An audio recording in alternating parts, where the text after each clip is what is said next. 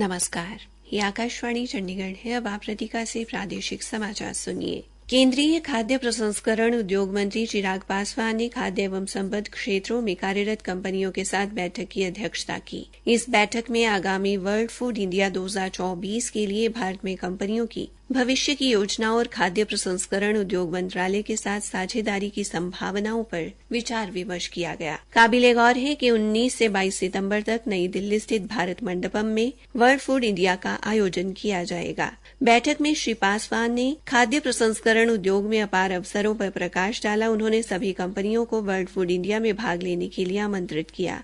श्री पासवान ने उद्योग से संबंधित किसी भी मुद्दे के समाधान के लिए उनके साथ काम करने की इच्छा व्यक्त की। हरियाणा केंद्रीय विश्वविद्यालय महेंद्रगढ़ में परसों बीसी सम्मान सम्मेलन आयोजित किया जाएगा। इस राज्य स्तरीय समारोह में केंद्रीय गृह मंत्री अमित शाह मुख्य अतिथि होंगे। हरियाणा के मुख्यमंत्री नायब सिंह ने कल इस समारोह की तैयारियों का जायजा लिया और अधिकारियों को आवश्यक दिशा निर्देश दिए। उन्होंने बिजली, पानी तथा पार्किंग से संबंधित व्यवस्था के बारे में अधिकारियों से विस्तार से चर्चा की। हमारे संवाददाता ने बताया है कि कार्यक्रम स्थल पर बहुत बड़ा जर्मन टेंट लगाया जा रहा है। यहां पर मुख्य स्टेज के अलावा वीआईपी तथा सांस्कृतिक स्टेज भी बनाई जा रही है।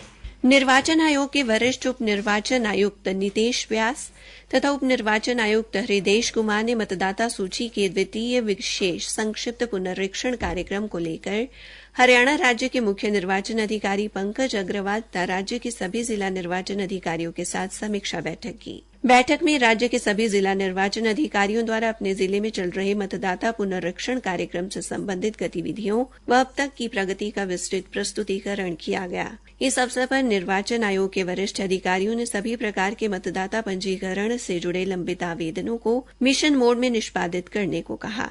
बैठक में निर्देशित किया गया कि सभी जिला निर्वाचन अधिकारी युवाओं, दिव्यांगजनों व महिलाओं को मतदाता सूची में पंजीकृत करवाने के लिए विशेष जागरूकता अभियान चलाकर समावेशी मतदाता सूची बनाने की दिशा में हर संभव प्रयास करें। साथ ही विश्वविद्यालयों व कॉलेजों के 100% छात्रों का मतदाता सूची में पंजीकरण करवाने को लेकर सभी जिले प्रभावी पहल करें। आयोग के वरिष्ठ अधिकारियों की ओर से ब्लॉक लेवल अधिकारी व मतदाताओं के बीच तालमेल बढ़ाने की दिशा में कार्य करने की जरूरत पर भी बल दिया गया। कुरुक्षेत्र से सांसद नवीन जिंदल कुरुक्षेत्र संसदीय क्षेत्र के युवाओं के रोजगार को लेकर अपने क्षेत्र में स्थित औद्योगिक प्रशिक्षण संस्थानों के साथ साथ देश के औद्योगिक प्रशिक्षण संस्थानों और प्रतिष्ठित विश्वविद्यालयों में जाकर चलाए जाने वाले रोजगार परक कोर्स पर मंथन कर रहे हैं। उन्होंने कल उमरी स्थित राष्ट्रीय डिजाइन संस्थान में पहुंचकर वहां चलाए जाने वाले सभी पाठ्यक्रमों पर विस्तृत रूप से चर्चा की।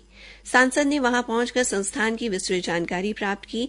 उन्होंने कहा कि इस संस्थान में चलाए जा रहे पाठ्यक्रम युवाओं के लिए रोजगार के नए नए द्वार खोल रहे हैं। युवाओं को डिजाइनिंग के क्षेत्र में आगे बढ़ने के अवसर उपलब्ध कराना उनकी प्राथमिकताओं में शामिल है। हम युवाओं को इस संस्थान में प्रशिक्षण प्राप्त करने के दौरान आने वाली किसी भी प्रकार की समस्या के निवारण के लिए हमेशा तैयार हैं। राष्ट्रीय डिजाइन संस्थान के माध्यम से युवाओं को आगे बढ़ने के अवसर उपलब्ध कराने में हर प्रकार की संभव मदद की जाएगी। सांसद कुरुक्षेत्र और कैथल में कौशल प्रशिक्षण महाविद्यालय खोलने के लिए संकल्पबद्ध हैं। इसके लिए तैयारी पूरी जोरों पर चल रही है।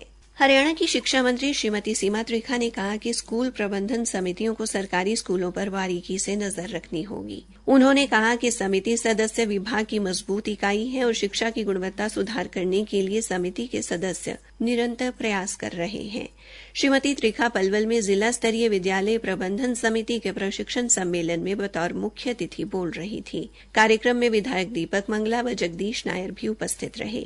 कार्यक्रम को संबोधित करते हुए शिक्षा मंत्री ने कहा कि मुख्यमंत्री नायब सिंह के मार्गदर्शन में शिक्षा के स्तर में और अधिक सुधार करना तथा विद्यार्थियों को बेहतर संसाधन व अन्य सुविधाएं प्रदान करने की दिशा में निरंतर कार्य किया जा रहा है। इसी के साथ ये समाचार बुलेटिन समाप्त हुआ।